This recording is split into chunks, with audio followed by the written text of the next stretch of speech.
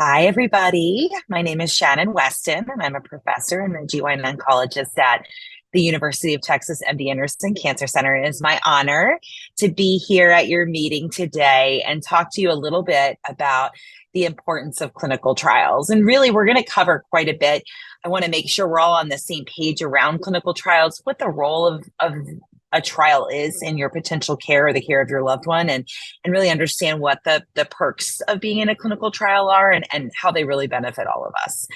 I am a clinical trialist, so I work with a lot of companies, but just like I would never pick a favorite of my three children, I have no favorites here, but I am very well supported to do the research that I need to do to help all of you.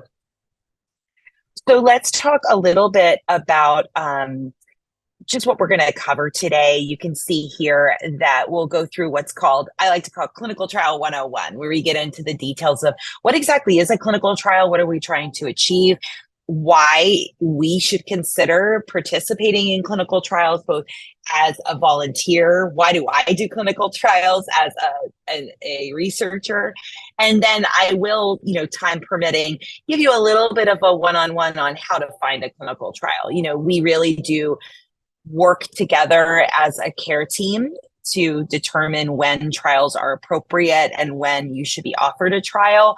But of course, there is an opportunity at times to really search for yourself. So I'll give you a little basics on how you might want to do that. The bottom line here and the motto is research cures cancer, right? And so when we talk about research, we're talking about the things that I do, which is clinical trials, which are therapeutics, but also the basic science research that, it forms the foundation of what we're able to bring on a day-to-day basis to you as a survivor, the translational medicine that helps us understand why things work for certain people and why some things don't work and how we can make it better. And then, of course, ideally using things like screening and prevention so we don't have the diagnosis and that we can move on and live our lives. So let's get into details around what is truly a clinical study. What's a clinical research study? So this is Sir Bradford Hill back in the 60s. He gave us a very nice definition, which is a carefully and ethically designed experiment in humans with the aim of answering a very precisely framed question. And this gentleman is considered the father of the modern clinical trial, doing one of the first randomized phase 3 studies in lung disease. But really, what does that mean? So the kind of breaking down Sir Bradford Hill's definition, first, it involves patients, right? It directly involves patients. The focus is going to be improvement of some kind in healthcare, whether that be outcomes, living longer, doing better, screening, prevention, those types of things. And really, despite being new treatments, when we're at a clinical trial, that's actually the end of a really long process. And so I love bringing up paclitaxel because many of our survivors with ovarian cancer, this drug, you've had this drug maybe more than once. And really looking at its timeline is so informative, right? So 1967 was when it was discovered. It was actually from this little tree here. That's what this picture is, the Pacific yew tree. And then the trials happened in the 80s. So a couple, 15, 20 years later. And then it became the standard of care in about the 90s. So you can see it's a really long process. And something that's quote unquote new becomes very senior very quickly. And these are just the parts. I'm not going to spend a ton of time here, but just so you know, what are the parts of every clinical study? Of course, there's the title, the investigators, who's doing this study, what are we looking at? The objectives are critical, right? This is going to inform everything. So the objectives is, what do we want to get out of this study? What do we want to show at the end of the study, ideally? And to figure that out, we're going to put some bars. What are the endpoints? So we want to show better survival. So what are we going to look at? Are we going to look at progression-free survival? Are we going to look at overall how long someone lives, overall survival, to understand how well something works? And then the rationale, why are we doing this? Like, why do we pick this group of people? Why are we using this group of agents? What's the science behind it? do we have a good reason for doing this study? And then based on objectives, endpoints, and rationale, we figure out who qualifies and who should be studied in this. Eligibility criteria. So are there things about the drug that might make people sick? Are there certain things, like if you don't have working kidneys or liver, that it wouldn't be safe for you? So those are the things that go into the eligibility. And then, of course, the design. How do we make sure we determine that the objectives have been reached? So how many people are going on the study? Do they all get the same thing? Do we need to give different treatments to different people? You know, how are we going to determine whether we've met our objectives? And then, of course, how are people going to feel? We put in details and protocols around adjusting the doses and utilizing mitigation strategies for toxicities. And then we do a bunch of math with the statistics to understand, you know, when we get to the end of the study, are we truly going to show the answers that we want to show? Now, more details around the clinical study, like where might you go on a clinical study? So really anywhere is the bottom line. So anywhere from a large academic cancer center, like where I practice, university hospitals, or, you know, your local physician's office. And this isn't specific just to cancer centers either. Obviously, there are clinical studies that go on in all aspects of medicine. So really anywhere is the answer of where you can go on a clinical study. And then, of course, who's paying for it, right? So clinical studies cost a lot of money. And so who are some of the places that we get support? Well, one is the National Cancer Institute. It's a governmental group of funding that looks at, you know, clinical studies across a number of different cancer types. The NRG oncology is the specific part of the National Cancer Institute that really focuses on gynecology. That's the G of NRG. But then also the government will support local institutions for specific grants that are meant to do research in oncology. So SPORE grants, R01s, R21s. This is all things that an investigator can kind of reach out to and apply for from the government, and may or may not get funding. Then there's industry, right? These are the different companies that have a hold of a lot of the therapeutics and then invest money to determine if their therapeutic works in a given patient. So sometimes they sponsor these clinical studies. We also see foundations. Foundations are generally going to be just supporting research in a specific cancer type. So the Foundation for Women's Cancer, the Ovarian Cancer Research Foundation, these are groups that support specific types of funding for specific types of cancer. And then sometimes the local institution will sponsor things, like MD Anderson may have small grants or funding that they utilize to support research studies. So then let's talk a little bit more about the details of these clinical studies. I'm going to go through a little bit of detail here around how things go from me having a brilliant idea to you being able to use a drug out in the clinic. So we have this idea, and then we work on preclinical studies, which is like, you know, cell lines, which are in petri dishes, animal models like mice, rats, monkeys. Does this work in those early studies? Does my idea make sense? And then if it does, then we move to early phase, to phase 1, where we try to figure out, okay, what's the right dose for you in the clinic, and avoiding side effects, right? We want it to work, but we don't want it to hurt us, right? So we look at the best dose to avoid those effects.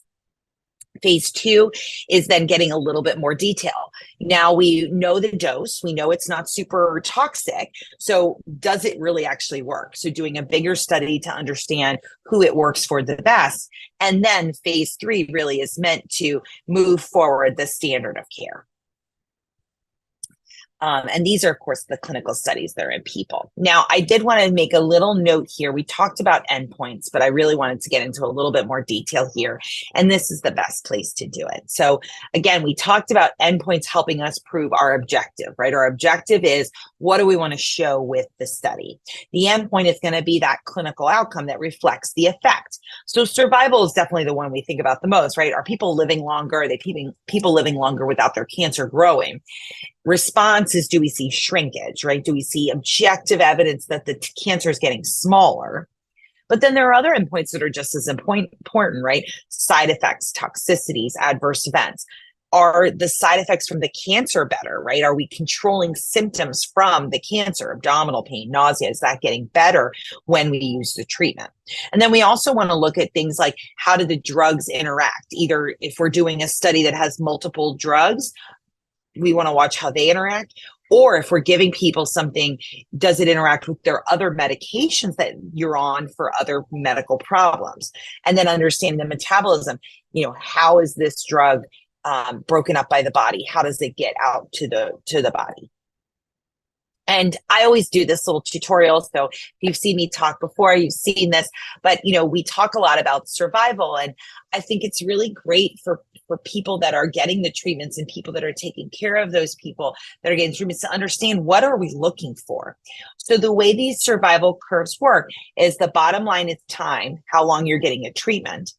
And then the top line is the percent of people that are getting something, right? And so if we're looking at overall survival, we want 100% of people to be surviving, right? So the ideal survival curve would be a flat line across the top, right?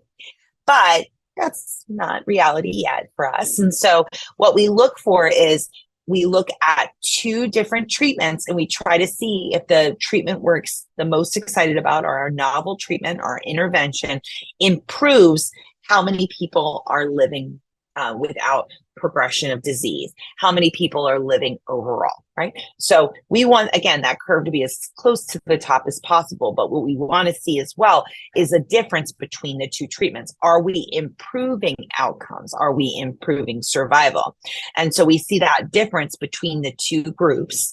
And that's our magnitude of benefit. And that sometimes will be estimated by a hazard ratio. Okay. And when we talk about a hazard ratio, we often talk about the reduction in the risk of death, the reduction in the risk of progression. And so you'll hear me see those things. And then, of course, there are median values. So what's the average time somebody lived on this treatment, or lived without their cancer growing on this treatment? So that's the one-on-one on the survival curves. Okay, so let's get in a little bit more detail around these steps that I just talked about. So getting into the preclinical studies, right? Like I said, injection of treatment into petri dishes, into little mice, and then eventually that's going to go to patients. But that's where we also use translational work to go back. So as we understand what happened in our volunteers, in our patient population, then we go back to the laboratory to understand things more and to make things better. So it's a very iterative process. And this is just an example of where preclinical data can really impact you on a day-to-day basis. So these are the preclinical data that were generated in what are called xenograft models, which are mice, rats, and the like.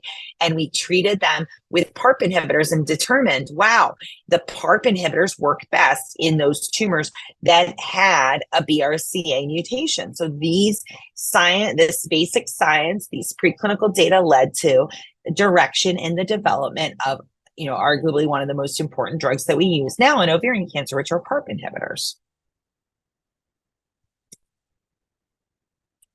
And then once we decided, okay, that drug potentially can work, we want to move it into phase 1. Now, phase 1, these are some of the goals, okay? So the bottom line is, the major goal is toxicity. We want to make sure that we understand side effects and we pick the right dose that doesn't make too many side effects. They're typically small studies with multiple different cohorts, and it's pretty loose eligibility, meaning we don't get too strict with who can go on. There's usually going to be a lot of phase 1s. They don't all necessarily move forward to later lines. And this was an example of a study that we did that, again, we were trying to take PARP inhibitors and add something to them to make them better.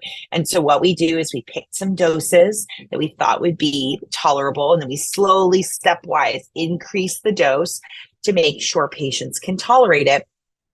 And then we see how many patients we need to treat to get that answer. And we don't go past a dose where there's too much toxicity, right? And so that's the basic way that we design these trials, to really understand how it might hurt a patient and prevent that. Once we know that something looks good in phase 1, and maybe it's very easy to tolerate, and we've seen evidence that it can potentially shrink tumors or looks like it might have efficacy, then we move to a larger study, which is a phase 2. And the goal is really to understand how well it works, and that's the efficacy. They're a little bit bigger, a little bit tighter on eligibility, more limiting which patients that we want to include. And there's usually quite a few of those as well, just like we saw a lot of phase 2 ones. And this is a great example on that, staying on that PARP mechanism here. This was study 19, which was looking at the use of olaparib in the maintenance setting. So use of a PARP inhibitor. They picked a patient population, so high-grade serous ovarian cancer, was still sensitive to their chemo. They had a nice response based on their imaging and were their CA-125. And they were then entered into the study and randomized. And randomized means they get to go on one side or the other. We don't get to pick. And they either got the PARP inhibitor, olaparib, or they got a placebo. Now, I get a lot of questions about placebos, so I'll make a little note here. Placebos are getting more and more rare in especially ovarian cancer studies, but really clinical studies across. The bottom line is you're only going to see a placebo in a clinical trial when there is no standard of care. So in this case, when this study was started, people would just go off chemo and they would be watched very closely, surveillance. And so the placebo was put in there because we didn't have a standard of care. So we're trying to see if using the PARP inhibitor in this space is the right choice versus doing nothing and watching closely. Nowadays, you'll see a placebo added to something else. So again, it would be very rare to have basically only placebo in an arm now in a study of ovarian cancer. And you're going to see some later studies we talk about in ovarian cancer where people get chemo versus a new therapy, or they might get chemo versus chemo plus something, right? So that group that is in the quote unquote placebo group is actually getting something. They're getting chemo, but they're not getting the extra drug. And so that's really just so you know, a lot of times I have people come to me and they're like, ooh, I'm interested in a trial, but I don't want to get a placebo. And yes, you don't. But you may get a placebo with something else, but you're not going to get nothing. Okay. So this study, again, PARP inhibitors for patients after having responsive therapy demonstrated a benefit, right? I taught you how to read these. If you've got space in between the two, you put your thumb in there. It usually means it's a pretty decent new drug. And it was a hazard ratio of 0.35, which means it was a 65% reduction in the risk of progression. So that was really exciting. And that led to an FDA approval. Now, typically, this will move on to a phase 3, and there'll be studies that are larger studies to really prove if this works or not. And so these are usually determining if this new regimen is our standard of care. It's going to be big, anywhere from 200 to 1,500 patients, depending on the trial. And again, you get this randomization after you agree to participate. They're very tight on eligibility because we're really trying to make sure we have a very clear population that will benefit the most. So this is a recent randomized trial that led to an FDA approval, and it's for a drug called mirvetuximab soravtansine. And this is an antibody drug conjugate. Now, antibody drug conjugates are very new, exciting drugs where it's a targeted chemotherapy. So we have a chemotherapy payload, a really high dose chemotherapy, too high that we can ever just give you directly. But it's attached to this little receptor, and the receptor works as a key. The cancer has a lock. Drug has key. When lock and key meet, the cancer cell actually absorbs this high dose chemo and boom, blows up like a Trojan horse type of thing. And so we've got a lot of really cool new drugs that are using this type of mechanism. Mirvetuximab, the lock that it's looking for is folate receptor alpha. And about 30% of patients with ovarian cancer, their tumor will have this folate receptor alpha. So for this trial, it was a phase 3. And patients that had this folate receptor expression, their tumors did, were randomized either to get the new drug, the mirvetuximab, or chemo, so no placebo. And the chemo was chosen by the investigator. It could either be weekly paclitaxel, pegylated liposomal doxorubicin, or topotecan. Okay. And then they looked to see if they improved progression-free survival and overall survival. So progression-free survival, again, is how long does somebody live without their cancer growing or coming back? And the bottom line is mirvetuximab met the primary endpoint. You can see the space between the orange line, which is the survival with mirvetuximab, versus the chemotherapy.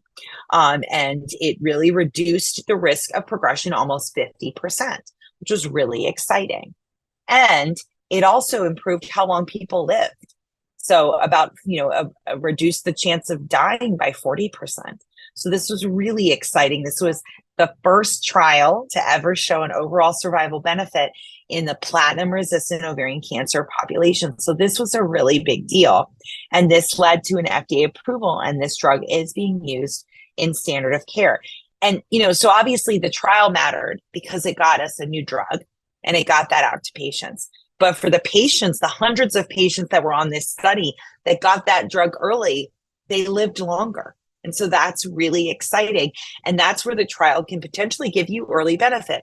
Now, of course, with anything, there's no guarantees, right? We never know if this is going to be the home run that we're hoping. But that's the reason that we do this work.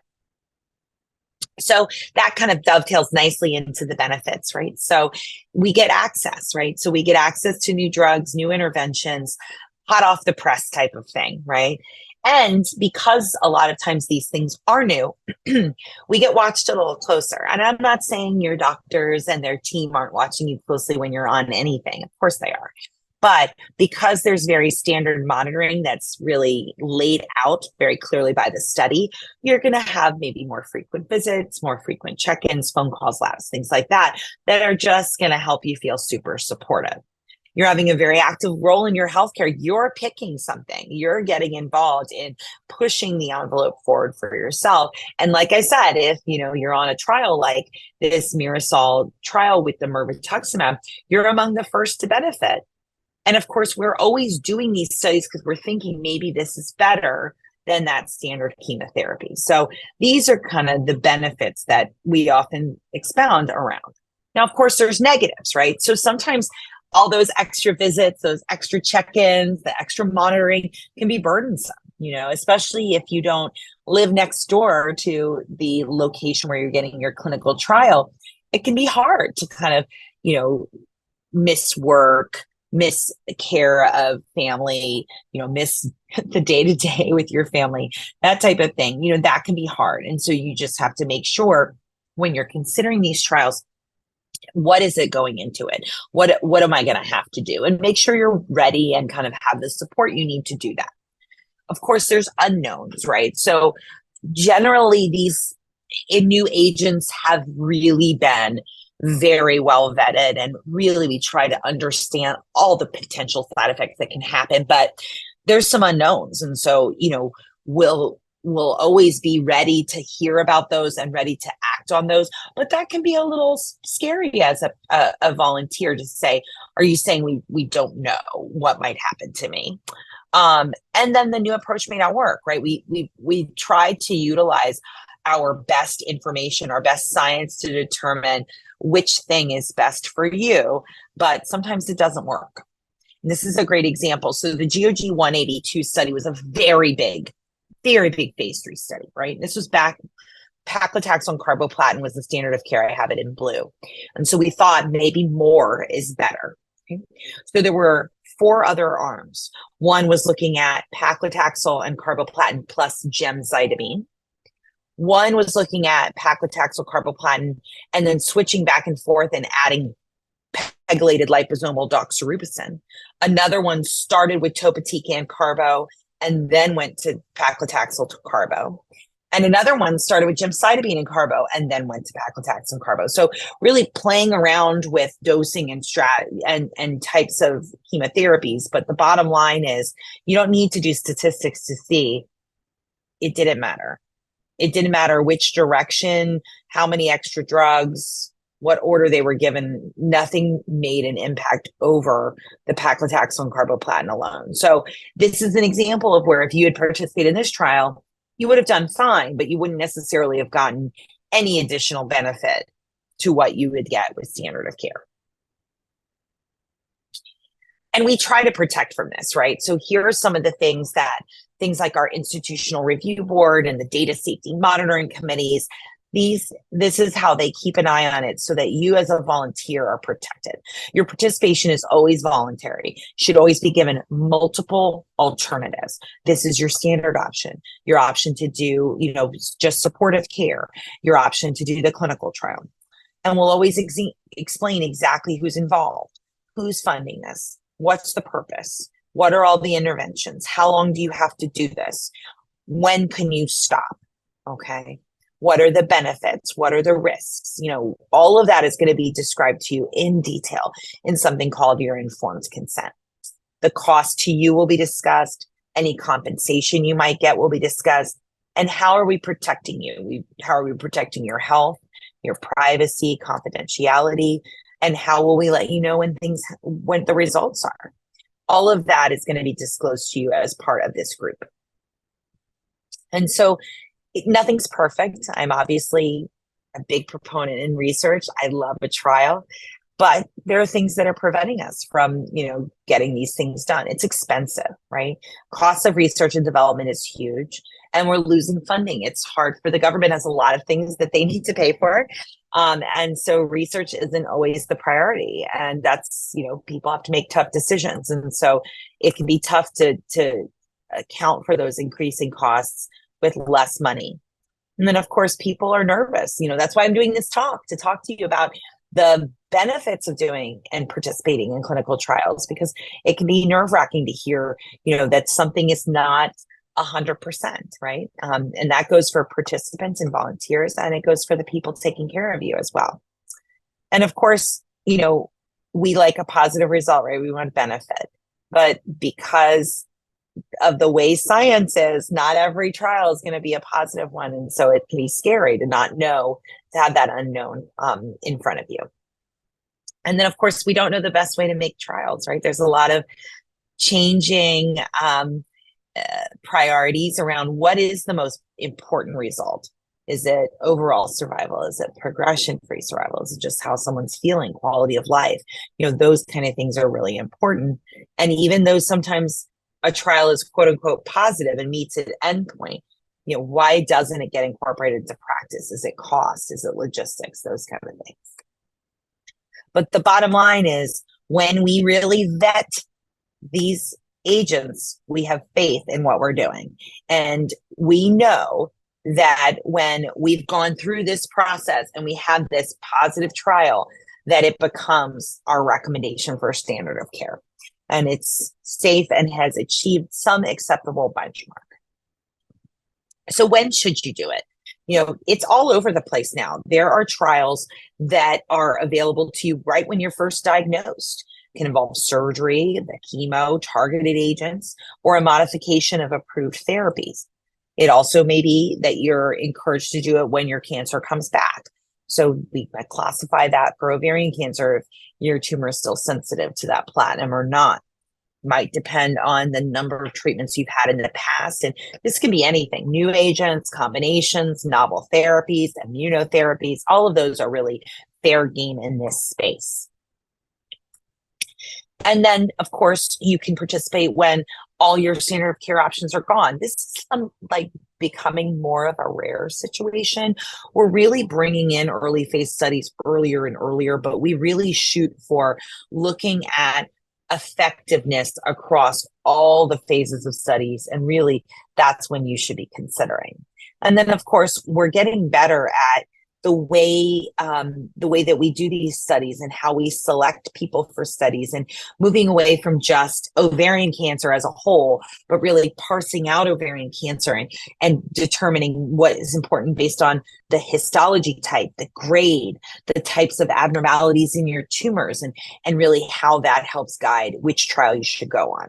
We're also looking at different types of biomarkers. And often when you think of biomarkers, we think of, getting a biopsy, but we also are looking at imaging biomarkers and blood and even breath, which is really cool, where, there's biomarkers that you breathe out, and can we use those to understand how well a treatment is working.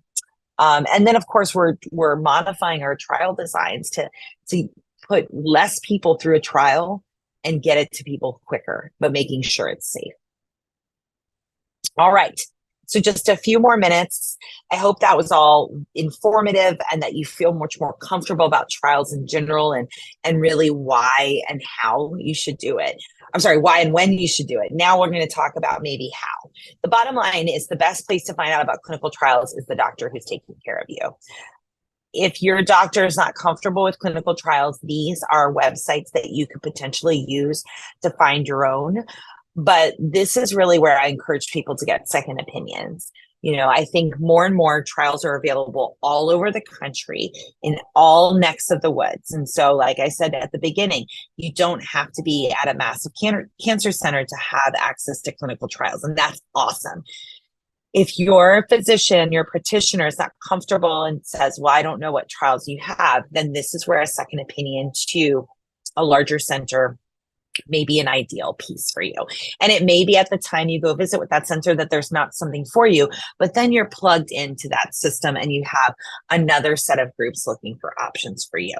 Okay. So a couple of websites I'm going to go through just to kind of take you through quickly, and these slides will be available for you, are clinicaltrials.gov as well as the Foundation for Women's Cancer. And I'll show you how you potentially can find a trial for yourself. But again, I love a good conversation with your doctor, whether that's me or someone else, to make sure that you understand exactly which trials are available to you. So here I went on to clinicaltrials.gov and I put in just ovarian cancer. And I'm going to show you how I did this, but I put in ovarian cancer and I put in a few criterion that are going to help us find something that's actively recruiting that you potentially could go on right now. And this is information, right?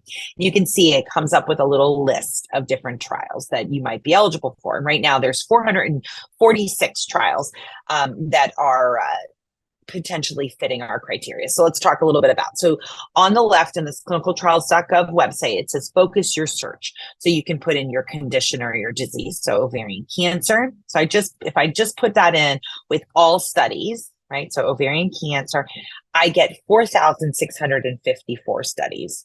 That's too many to go through, right? So we need to be a little bit more focused. So again, that little box that says focus your search, we can get a little bit more detailed. So let's look for studies that are actually actively recruiting, right? We want a study we can actually go on. We don't want one that's either before recruiting or after recruiting. That doesn't help us, okay? So we can do that.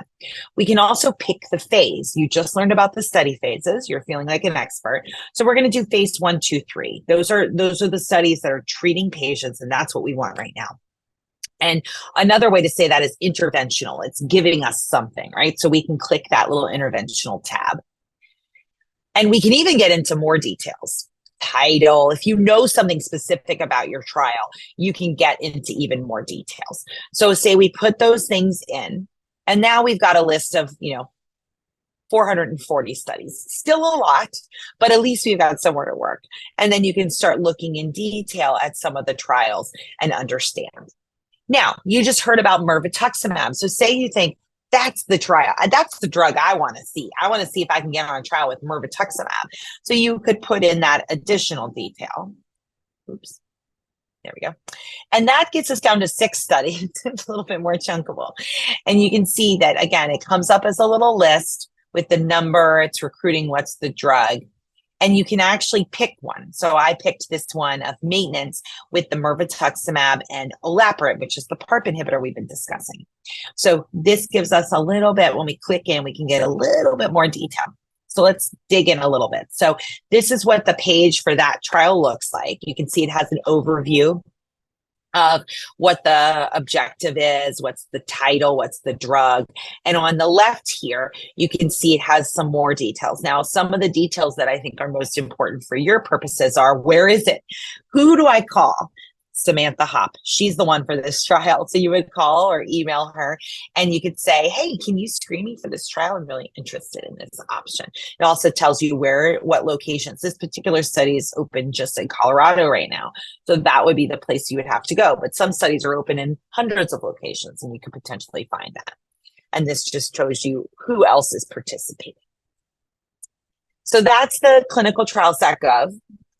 The Foundation for Women's Cancer, if you haven't been on this in general, this is a great website. It's collaborative with the Society for Gynecologic Oncology, and it has lots of great patient education and information. But one thing it also has is how we can find clinical trials. So there's a little clinical trials tab, and you could go to find a clinical trial.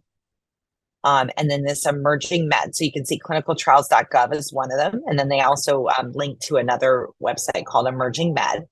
And this is a nice one. It's a clinical trial navigation service. You can see you can select your therapeutic area and your diagnosis. So we say cancer treatment for adults and ovarian cancer. You can even put in your zip code if you want to try to stay in a certain area, and you can view your list, and it gives you a list. And then you can kind of try to wedge out, oh, I'm interested in chemo plus an extra drug, letrozole. And then you can request a contact, and they will ask for a few bits of information around, oh, I have ovarian cancer. I've gotten this treatment. I'm located here, and they'll reach out, and the navigator will help you potentially find a trial. And then if you've found a trial you're interested in, this letrozole trial, for example, it gives you, again, just like the clinicaltrials.gov, it gives you a little information about that trial. But then you can actually click pre-screen now. And again, they'll contact you. So it kind of takes some of the burden off of you. You still have to find this little guy to click on, but then they'll look at your stuff and determine, oh yeah, this actually is a really great option. And again, I hope you have a great relationship with your oncologist and you can go back and forth and talk about these things. But these are just some ways, if you're a little bit of a go-getter and you like to look up stuff and bring stuff to your doctor, then certainly these are ways that you could do that. So with that, I just thank you so much for your attention. I hope this has been informative, and please do reach out anytime. I'm always happy to chat. So thank you.